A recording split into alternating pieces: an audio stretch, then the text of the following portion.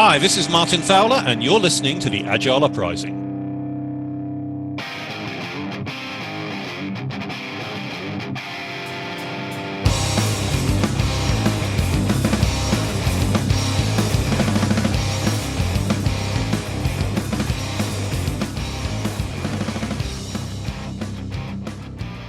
Hello and welcome to another edition of the Agile Uprising podcast. I am your host, Troy Lightfoot, and with me I have a very special guest, Chris Lee. And he's been on a few times in the past for different topics, but this time I brought him on for, I don't know, to me this is a bit of a special episode because it's a bit of a rant, and some people like those episodes. So, negativity sells. What can I say? But it's all in the guise of making things positive, like put it that way, right?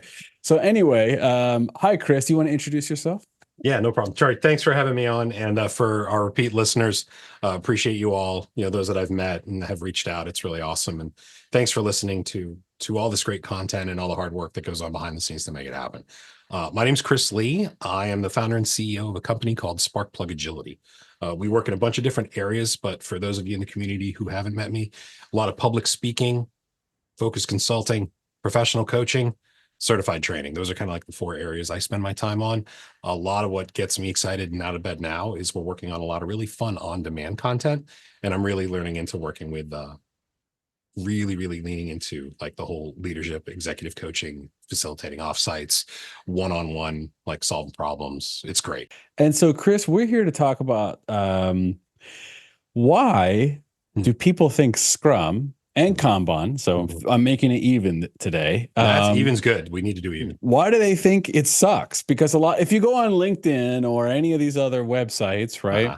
These wonderful, beautiful websites, which are always great to look at. Now, for those regular listeners, I'm a very sarcastic person. Yes, that was sarcasm. So anyway, you'll see a lot of, I would say, fairly ridiculous blog posts about Scrum, Kanban, or insert whatever way of working in there, right? Yeah. And so why do we think they suck? And we're going to be talking about why that is and what are some of our biggest kind of pet peeves around the topic. And we're trying to get to a point where we can say, this is why people think it sucks. And here's what we can do about it, right? That's pretty much what we're going to be talking about today. So, Chris, why don't you talk just for a few seconds about your background in Scrum so people know what they're listening to, or who they're listening to. Yeah, got it. So I've been working with Scrum for quite a while. I know a lot of people say that, but I'm fortunate enough to work with a number of certification authorities to teach and help other people grow. I have a great relationship with the folks at IC Agile to help spread that message, but I do spend a lot of my time carrying the flag for Scrum Alliance. This is a organization a lot of people are familiar with, and I have been functioning as a CST, that's a certified Scrum trainer. So I'm one of the people that gets a chance to introduce this concept to people and also help them grow through a set of advanced courses. We've been in business here doing this for coming up on 9 years. And I've been training Scrum even from well before that. I've learned a lot along the way. It's a great community to leverage on, but being hands-on and working with it it feels like almost on a daily basis nowadays. Right. You learn stuff, you see patterns, you learn stories. And I've got quite a bit I can fold in with this. And a lot of the folks that come and find us, Troy, are like, we tried this out and it hurts. So we're like, we tried this out and it sucks. And that's why I was like, yeah, let's totally do this, because I can definitely share some common threads that we're seeing across even some of our current clients now. Right. And so thanks, Chris. So, Chris is to be honest with you, he's being a little bit humble. He's been teaching Scrum and working with it for a couple of decades now. So if anyone knows anything about Scrum, it's Chris. That's why I brought him on here. I figured, why not bring the expert in, right? To talk. Oh, there's plenty of smart people. Plenty of smart people. All right. So that's one thing. Myself, I am a certified trainer for prokanban.org, which is co-founded by Dan PKT, the co-creator of Kanban. So that's enough about me. So why don't we get right into it? No, because you don't. I get to pump your tires now. Okay. Folks, when it comes to this, and Troy and I, clearly our listeners know that we know each other. We've spoken at length about like what we do, because Troy also does stuff in my world as well, and he is my first call when it's, hey, I want to understand this, or I want to make sure I'm communicating this the right way. The content that we're sharing with our clients, he's my number one call. I believe in what he's doing. I believe in what Dan and Colleen and all the great people are doing there. So shout out to that team too. Oh, thank you, Chris. I appreciate that. So why don't we get right right into the first topic. And what's cool about this is we don't know what each other are going to say. That's true. That's actually kind of cool. I have no idea. I have no idea what he's. Yeah. Okay, so anyway, so Chris, we're going to start with Scrum first. Scrum is the most popular way of working in the Agile space, so why not start there? Okay. So go ahead, take it away, Chris. Why it sucks, or just I was thinking more like focused. Like here's like an area, maybe. Yeah. Here's why people hate this go. thing, and then maybe something to think about. Yeah, okay. Sure. I have I've made a lot of friends, and they're not shy in sharing what they hate. They're like, I hate what you do. One of the things I wanted to offer up for our listeners about like why that sucks is that I see such a pain point around when people come together, when they're asked to do things, they might not understand why. And the first one I wanted to touch on was specifically around a very common misunderstanding. And there's kind of like an overarching thing with this, and I'll bring it back to that. But I've talked to folks, and just one of my friends just shared with us recently. He's like, I hate going to this meeting. It's like, why do you hate going to this meeting? It's like, I have to go to this meeting. I have to be there a certain time. I'm required to have my screen on. And then the person who invites us into the meeting goes around the room, basically points at my cue or points at me if I was in the room, and they ask me a question. And then they ask the person next to me the same question. And then they ask the person next to them the same question. And they go around and they do this 3 times. And Chris, I'm asked the same question at the same time every single day. And it makes me want to destroy my monitor. And so if you're listening to this and you're one of those people that gets pointed at, you probably like this. If you're one of the people who's doing the pointing, you might not like this. I'm just letting you right now. So what's interesting is I even asked this, and this is part of like the interview. I say, how many of you are familiar with this concept of the 3 questions? I'm like, what do you mean 3 questions? It's like, oh, I've heard this. Someone asked me the questions, or I'm supposed to answer the questions. What did I do yesterday? What am I going to do today? What's holding me up? Give me, and then it's flipped. It's Troy. What were you doing yesterday? What are you going to do today? What's holding you up? Give me your update. Right. And what's funny is I say, how many of you are familiar with that? And everyone's like, oh, we've seen this all the time. And I go, what's really funny? That's not how those questions were written. And they're like, wait, what? And this is a great thing for those our fact checkers out there. You can actually go to like web versions of like past versions of the Scrum Guide. And if you look in the 2017 edition of the Scrum Guide, the questions weren't actually written like that at all. Developers were referred to as the development team, and since now labeled as developers, but it's developers were presented with an option of a way to have the conversation. And one of the questions that they could use to have the conversation going was, what did I do today, or what did I do yesterday to help the other members of the development team get closer to making the sprint goal a reality? I'm paraphrasing it. And there's a focus of working with others and accomplishing the sprint goal. And I was like, wow, look at that. And they're like, wow, I didn't realize it was written like that. And then you look a little bit further and it's like, wow, these were always optional. And they didn't realize that, because you'll hear people say, this is the standard agenda. Right. And then it's like, I go, because, and it's funny because of this gross misunderstanding of what this concept is, those questions no longer even reside in the 2020 edition of the Scrum Guide. And when I share that with people, they're like, no. And then they open it up and they're like, oh. And then, so back when I was saying, if your square is getting pointed at, you're probably like, oh, and I say the revolution starts now. But the person who likes to go around and say, what were you doing? It's like, it's never what it was even supposed to be intended to. It's supposed to be a conversation with people saying, hey, we're trying to have this short, we have a short range goal. What are we going to do in the next 24 hours to make sure that our daily commitment to one another is reaffirmed? Let's win together as a squad. And so like little things like that, fundamental misunderstandings of what should this thing feel like? What should it look like? Are we talking about the right thing? Because that's so far off base. And then you're made to do it every single day. When people are like, do we have to have this, or can't we just have this on Slack? You ever heard that one? It's like, I don't blame them. But it's like we're approaching this from the wrong place. So it's just the fundamental misunderstanding of like, this is what it was always supposed to be. We're missing this. We'll even lean that out. And there's people who come to me like, hey, I want to instruct this. And, they're in charge of thousands of people. And can you imagine how many lives are impacted in a negative way with that? So that's my little 4 to 5 minute thing on that. A little something interesting. I know he said, hey, what could you do? Folks, just revisit the guide, have another conversation, be like, what are we really doing here? Because no one's really like to be forced to have their cameras flipped on at, 0600 and have someone in your face saying, answer this question. Sure. Yeah. Answer the same question you've been answering for the last 3 years. There you go. Yeah. So, hey, you want to know why people hate it? I would hate that meeting too. There you go. So to Chris, I'm just going to summarize what I think I'm hearing. And as far as the antidote to the suck on this one, and correct me if I'm wrong or if I'm missing something. Really, it's use the 3 questions or not. But the main thing is focus on the sprint goal, accomplishment towards the sprint goal, and helping others achieve the sprint goal. As a squad. Right. Yeah. Focus on the sprint goal. What are we doing? How are we tracking towards that? Right. And, another little piece in the antidote, because who's the conversation for? It's for developers. I tell folks, hey, let developers choose the time and location when that conversation happens. Right. People I can't have people talking to me. People aren't talking in the meeting. It's it's not for them. You're telling them they need to be online at 7:00 to answer your questions. So yeah. But yeah, there's a little something.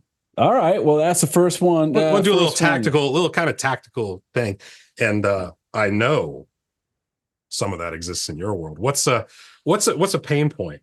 What's something that you're seeing a lot? I mean, you and I have had candid conversations on this, but of all of them, what's a great, what's a little something?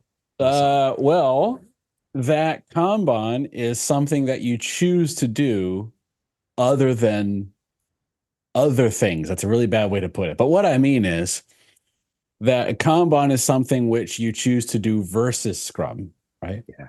Versus anything. Right. Yeah. So if somebody says, "Oh, Scrum is not a good fit here, therefore we should do Kanban," then that's there's 2 options and you're going to pick one of them. That's kind of the typical approach, right?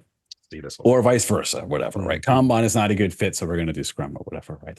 So that's number 1. That is kind of a pet peeve and a misconception. Kanban, I understand where that actually comes from. It comes from kind of a different philosophy that we have at Pro Kanban. I'm going to link a video and something to read. So some people like watching videos, some people like reading, so I'll link both. It's a really fascinating piece of information about the history of Kanban, and which is corroborated by the people that actually worked at Corbis when it was created. And it kind of gets to what they did there versus what we've seen in the industry since then over the last couple decades, and how we got to this myth and misconception that Kanban is this framework or methodology that stands on its own that you do when Scrum isn't a good fit or whatever that means. Okay, which is a misconception. So what is it, right? Well, it is really a strategy which you can apply by itself or with anything. With Scrum, with Scaled Agile Framework, with you name insert framework here, right? Or you can just do it by itself, really. And it's just a strategy to optimize the flow of value by creating a visual pool-based system. Really, that's what it is. So there's a few requirements for it, of course. But basically, if you do those requirements, it doesn't matter what framework you're working within, you can do them and be doing quote unquote Kanban. So sometimes it might be more appropriate to do by itself, and sometimes it might be beneficial to do with other frameworks. So for example, and I'll go in, this leads into the second part of my first one, is the idea of roles and events in Kanban. Where there are no prescribed roles or no prescribed events. Of course, you can have unique roles, you can have unique events, right? But that's not a prescription to optimize the flow of value with a visual pool-based system, right? That's not something that's required. So that's why it's beautiful, because let's say you love doing sprint planning and sprint reviews and all that, you can do that, and you can still be doing Kanban, is what I'm saying. You can have a Scrum Master and still be doing Kanban. You could not have a Scrum Master and still be doing Kanban. So it's really independent of those things. Insert safe, you could be doing all of safe and still be doing Kanban if you're following the what's in the Kanban guide, right? So anyway, that's number 1, is that it's not something that you do and choose it over other things. Although, I mean, you could just do it by itself, of course. Yeah. But it is something that you can do by itself or complements other things. And we feel like at prokanban.org that it has the ability to enhance other things in certain contexts. So anyway, that's my number 1. That's my first one to go. No, that's a good number 1. And just to echo what Troy was saying, that idea of people saying, we don't do this, we do Kanban instead, or our environment is this, therefore we do. It shouldn't be a versus. Like the thought leaders that we interact with, it's never really a X versus Y kind of thing. It's kind of, hey, like, how can we vibe together and make some of this stuff kind of work together? The versus thing that you just mentioned, just, yeah, man. As long as you're delivering value, as long as you're making money, the customers are happy, what does it really matter? That's the way I see it, right? Just, doing work. Pick stuff from great stuff and put it together, right? That's what I say. So anyway, that's my first one. All right, Chris, what do you got for Scrum? It's, there's a few that we can always hit on, but I'm trying to think like from a tactical standpoint and a thinking about it. One of the things that comes up a lot in when people are like, Chris, can I talk to you about this thing? And it's always like over food with a, maybe an adult beverage or just like a comfort level and just needing to rant. I think that one of the other things that we see quite a bit, people ask me the question about, hey, how do I make Scrum work in this environment with these variables? Like, oh, we've got, I've got a team member over here who speaks a different language, who sits in a different building than this person with this, and we've got a highly regulated environment with this, and then there's there's this, and how do I make it work? And I mean, some of my students might be listening right now and be like, yeah, I know, I remember asking that. Well, zooming back a little bit, thinking about just like the general concept of teamwork, like what do we do? Teams, two or more people coming together, trying to do some cool stuff. And there's certain attributes of like what a real team looks like. And part of that is, okay, how are we going to work together? Like the longer version of it is like, how are we going to work together to accomplish like our purpose? Like what's the urgent performance need of why we're even here? Why are we even together? Why are we having this conversation? But when you think about how are we going to work together, to expand on that, I remember one conversation I had, this was earlier this year, someone put all these parameters and I was like, this sounds like there's a lot of moving parts. To say, yeah, absolutely. Because everyone says we're all special. And I had to tell you this, folks, you're not all special. You're just not. We'll do detail on that. But and Troy, we can do that on another. It'd be a good session.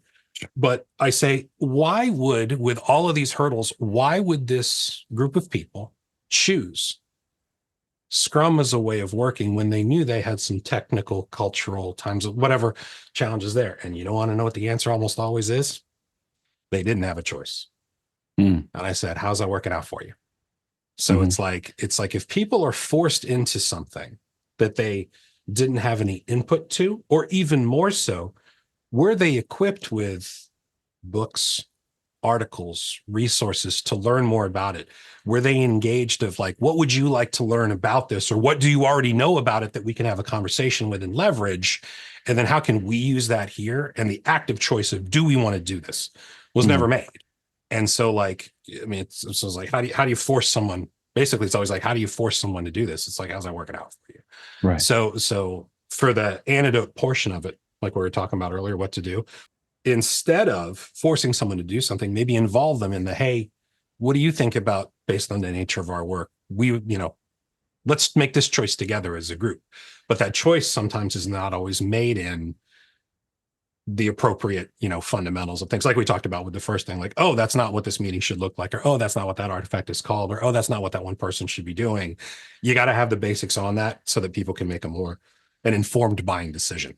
That's the way I like to put it. So okay. It's trying not to force someone to do it. It's like, I'm just going to use that word, force, right? Coercion, intimidation, whatever it might be. And, one student shared with me that when they come to class, we share some things. Hey, here are some behaviors that might hurt, and this is why they would hurt, and these are some negative impacts of why it would hurt. And we started sharing some reasons of why this behavior would manifest. And it was like, and I didn't, this is when I just met the student. They're like, you are literally describing exactly what we are going through right now. And it's like, yeah, we see this because it's a pattern, and it's a pattern because there's enough of this kind of misinformation that's out there. Yeah, so that makes sense. Forcing someone's tough. Yeah. I think, Chris, that actually perfectly segues into mine, which is also about forcing, but a different part of Kanban. So, and I have not seen this hardly ever work. So, and if you've ever tried Kanban, you're like, it didn't work for us. This could be one of the reasons why. Well, the first reason is because what people call Kanban is usually not Kanban. So that's probably number one. But and it's normally just throwing some sticky notes on a whiteboard in Jira or something. So do doing and done, right? Right. That's what it is, right? Or if that's what people think it is. But aside from that, let's say you are trying to actually do it. One of the big forcing functions that people think you're supposed to do in Kanban is to set all your WIP limits up front on a Kanban board. That is actually a myth. So, and here's why. A WIP limit is supposed to be used to optimize your flow. It is a strategy to control your work in progress. That is true. But the purpose of the WIP is to find your optimal operating capacity in that part of your workflow, meaning it's not just a maximum, but also a minimum. And the only way you can really find that out is to actually experience your process and see how many things are going through each part of the process, why they're taking a long time, aging, for example, in different parts, and then adding WIP limits, tweaking them. The mistake that people make is thinking there's some magical formula that you can put in place that will just generate all your WIP limits, because you can Google that and you'll find formulas online. And then we don't recommend doing that, by the way. Right? No, but please, right? Don't do that. So, and then what happens is so you're a developer on a team, right? And I'm going to use the Scrum term developer in the sense of you could be doing any role, but you're developing the product, right? So you're the developer on a team, and you're like, all right, we got a few different parts of the workflow. We have development and test, right? Together, let's say, right? And we have a done queue, and then we have like some kind of, I don't know, validation or whatever, right? There's a bunch of different parts of the workflow. Well, the WIP limit should be 3 on development and test because we have 3 back-end developers or whatever stupid logic that people have. Right? Yeah. So they put it there. And so meanwhile, the people doing the work, they're just pulling the work. And then when they get to the WIP limit, they don't know why that WIP limit is even there, or why, if it works or if it's any good. They're just blindly following some rule that somebody gave them. They don't see the value in that number being there, right? Versus if they actually just experienced trying to get things through the system using the flow metrics and analyzing them, they would see, oh, well, every time we have more than 3 things here, the age starts to get too long and our cycle times get too long. So maybe we should limit it at 3. So I guess the myth or the pet peeve or whatever we're saying, one of the big mistakes is to set column-based WIP limits up front. Not that you can't set a column-based WIP limit, but I think the mistake is arbitrarily just putting them there without actually knowing what's happening in your system, because every context is totally different. Right. And that's number one. And then people are forced to use that limit and they don't even understand the value of it, right? So that's a big mistake. So the antidote to that is to focus on your work item age first, and try not to let things age past what's acceptable to you. And if you want to learn more about that, I'll link you stuff. And then you'll see, we'll track how many things are in a part of the workflow, and things keep aging longer than we'd hoped when this many things is in the workflow. Therefore, let's put a WIP limit here. And that's how you kind of work towards it. So I'm not saying don't use WIP limits. I'm saying don't use them as a hammer without even understanding what the problem is you're trying to solve, right? Up front. So that's my Kanban one.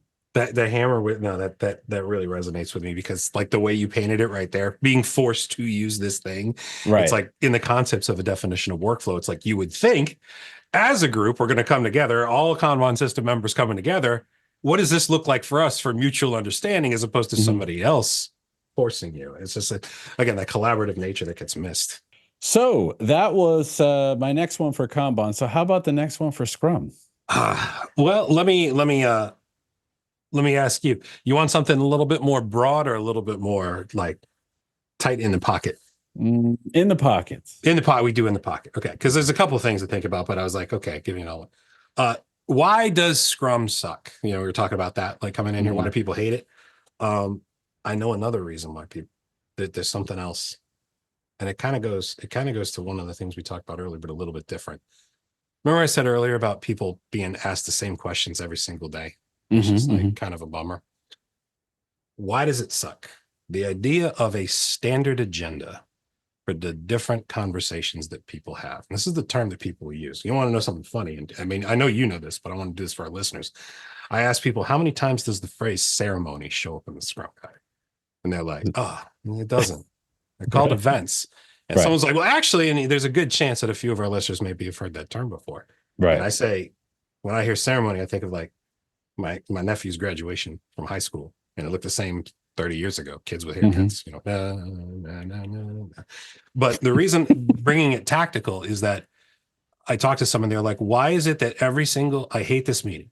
And this is why I want to go. I hate this meeting. It's like, why do you hate this meeting? It's like, we go in and everyone has to say something nice about everybody. And it's again, the same pattern of we have to answer the same 3 questions. I go, really? They go, yeah, it's what went well? What can we do better? What are the action items? And then everyone chips in on that. And it's like, since we've moved virtual, Chris, everyone has their camera off. Everyone wants to find every reason. So like, do we have to do this? That's what you hear. And so for our Scrum listeners out there, like, oh, that's a sprint retrospective. And it's like, yeah, do you want to hear those questions from me every other, Tuesday afternoon? Right. Probably not, because it's why do they hate it? It's like nothing ever comes out of it. Nothing ever comes out of it. And I go, really, tell me more. And this was a pattern I heard with people like, well, our group just sits around and complains, or our group, no one talks at all. Our group, there's this. And there was no reflection on like the interactions between members. There was no, hey, this one way we're working, like, what's a way we can maybe run an experiment? Try this, kind of back to your WIP limit, one that you shared. It's like, let's experience it and then make an adjustment and see what the results of that experiment were and make a decision on it. The point of a sprint retrospective is to say, let's take a look at like the facets of our teamwork, our interactions. What type of our interactions do we need to turn up, turn down, try different, move this? Hey, a meeting at 5 a.m. isn't really working too well for people. I mean, it sounds ridiculous, but that actually came out of a real retrospective when we made these adjustments for team once. So thinking of, oh, here's a standard agenda for this conversation. That's, I wanted to go with that. The reason why people are hating it is they feel that they're going to reruns of different meetings. Like, I know that this meeting on Tuesday afternoon is going to look exactly like this. I know so-and-so is going to drop off at this. And it's like, I hate this. I don't like this imposition on my time. I have other things I need to do.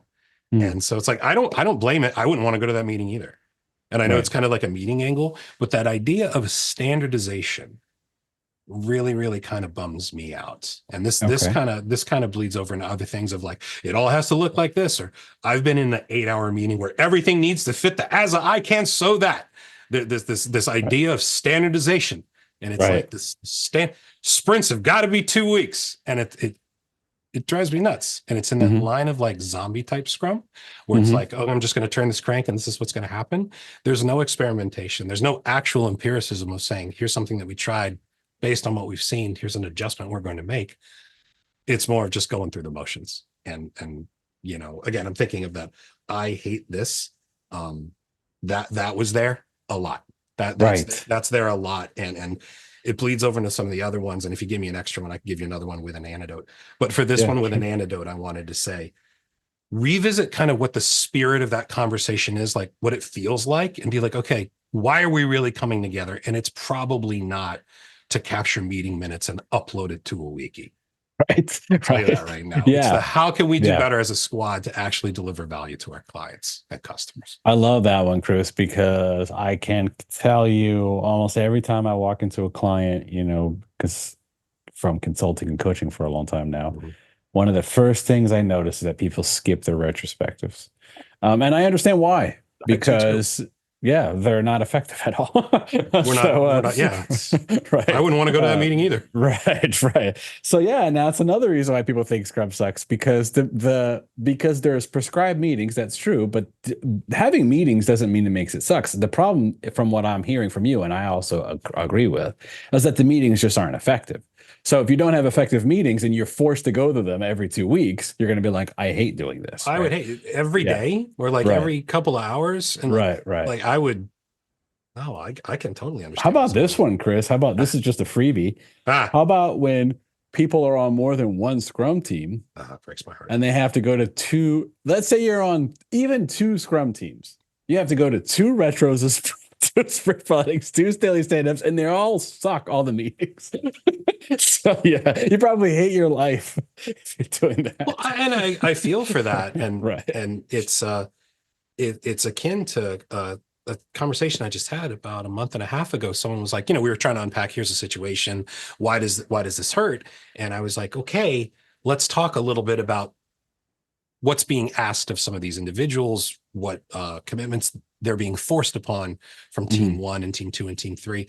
And when organizations won't take a look about, and even the basic things of not even what you call people, but what are we asking of them and how are they structured, and X has to report to Y and all that. And we don't want to change these things, but we want to realize these benefits. It's like, I want to lift a lot of weight, but I'm only going to get 3 hours of sleep a night. I want to perform at a high level as an athlete, but I'm only going to drink like Monster Energy and never any water. It's like, I don't want to make this adjustment that might not be too painful, but we want to realize the benefit. That's how you hurt yourself.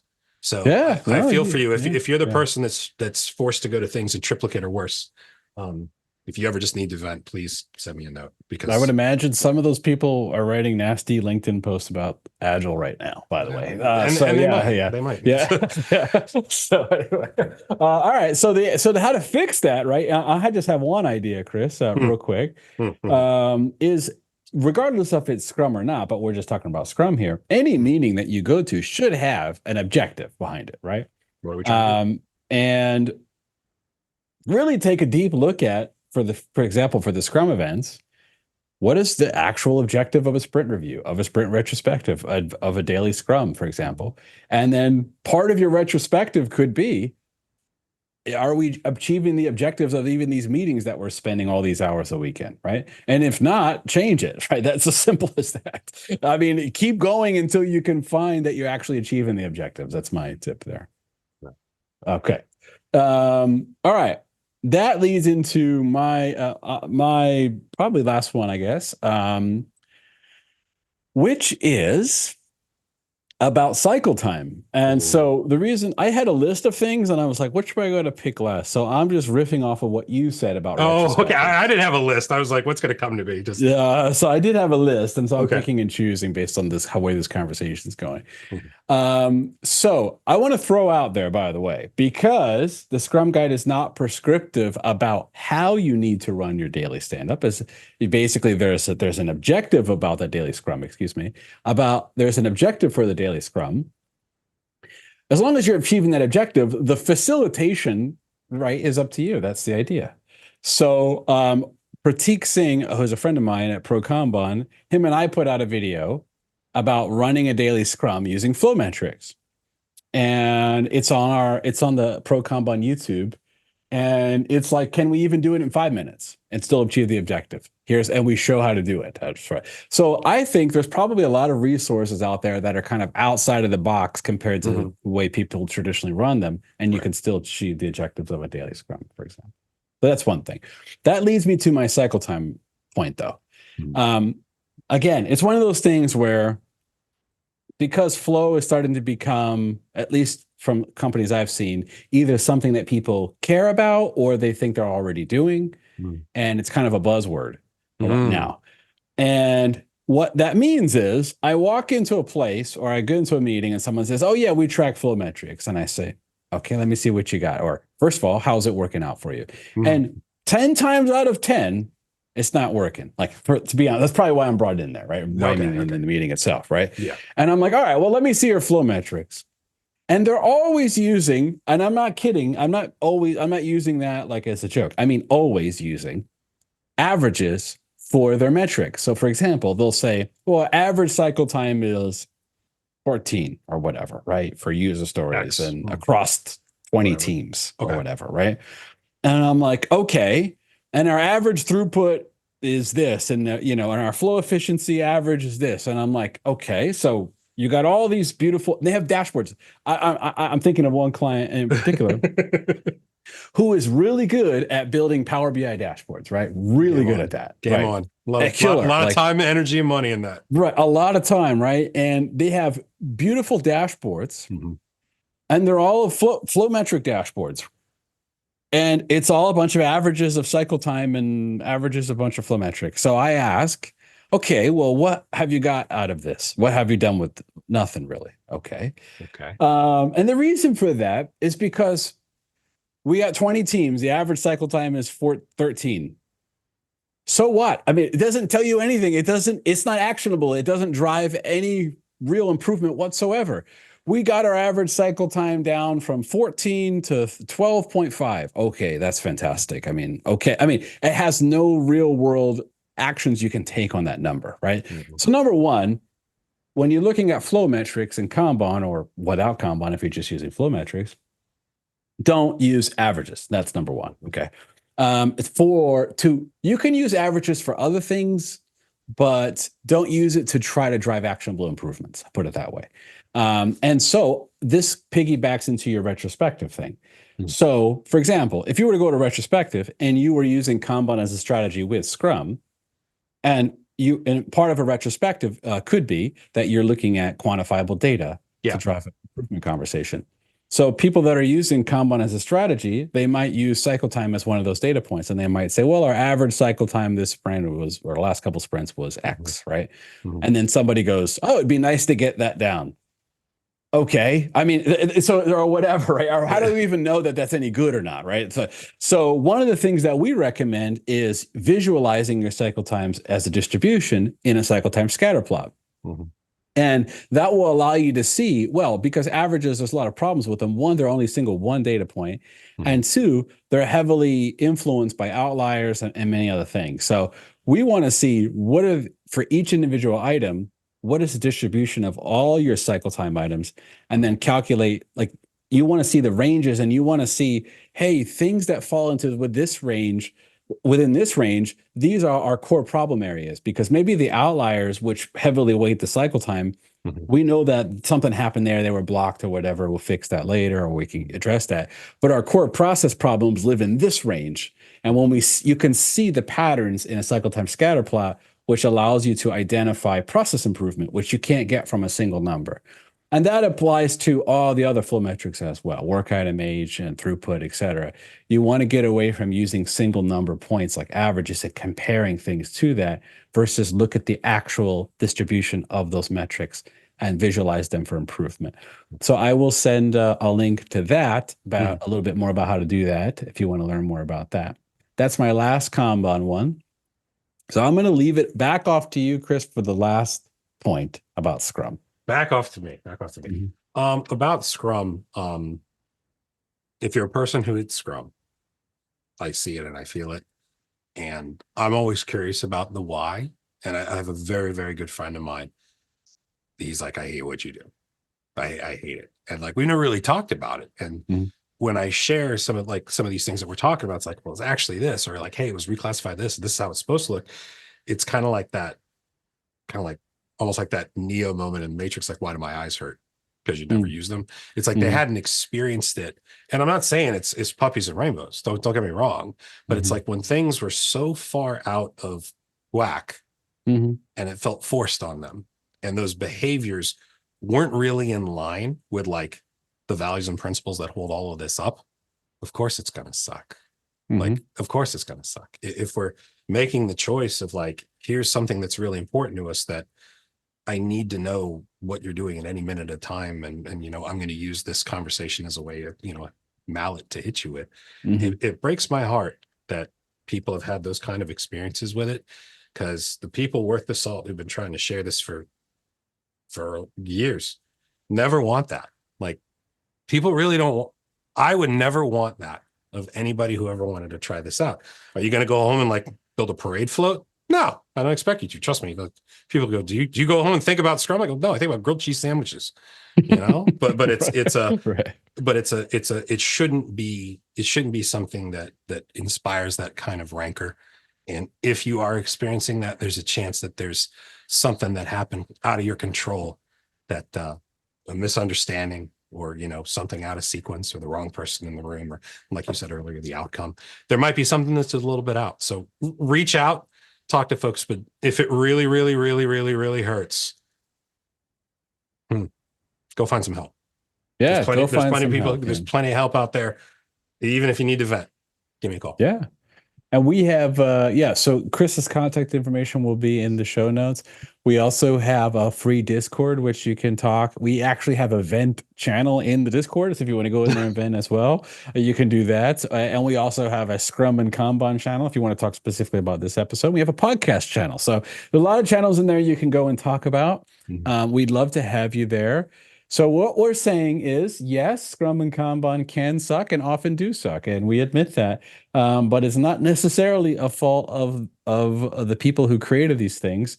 It just so happens that it's just a lot of bad stuff out there. Right? I don't even know. That's the simplest way I could put it. There's just a lot of bad implementations of this stuff, but that doesn't mean that we shouldn't try to make this stuff good, because there's a lot of good stuff there, right? Between both ways of working and even combining them. So yeah, anyway, thank you, Chris. And so one last time, where can people find you?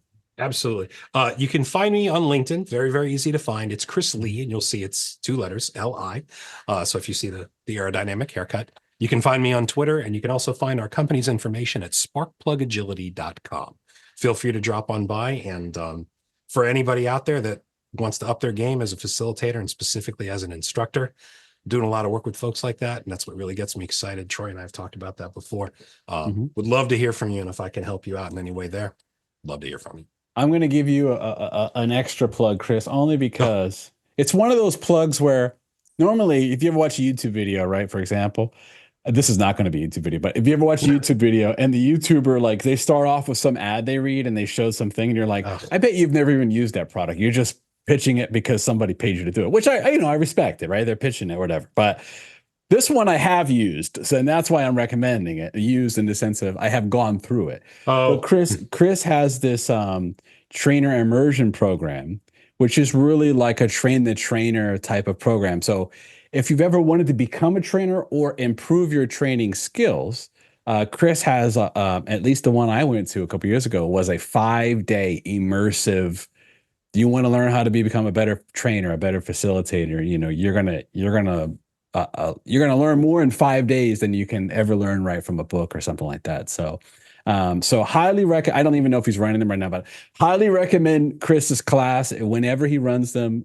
It's on his Spark Plug Agility website, I'm sure. So check out the trainer immersion program, and I'm recommending it because I went through it and it definitely did make me a better trainer. So much so that there have been times since that class where I have implemented those things in the field, and people have actually come to me, can you teach me how you're doing X? And it's usually something I learned from Chris, actually. So, yeah. So anyway, that's Thank you.